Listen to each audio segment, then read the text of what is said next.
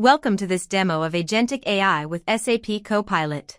Today, we'll see how CoPilot simplifies purchase management in SAP Business One. The user first asks to view all purchase order details. CoPilot instantly responds with a clear table of document numbers, sales employees, business partners, and items. And CoPilot shows a clear vendor-wise summary. The user asks total count of purchase order. CoPilot instantly total open purchase order. The user asks to see which buyer handled the fewest purchase orders. CoPilot shows the buyer's name and order count. The user asks for vendors with the most unique items purchased. CoPilot highlights the results instantly. The user asks for business partners with payable balances.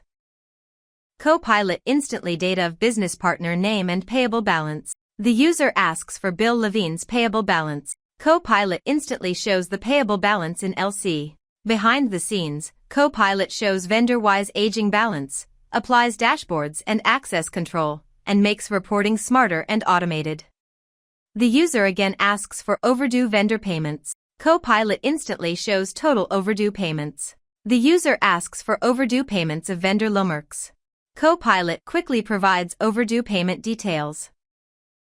Thank you for watching this demonstration of SAP CoPilot for purchase management.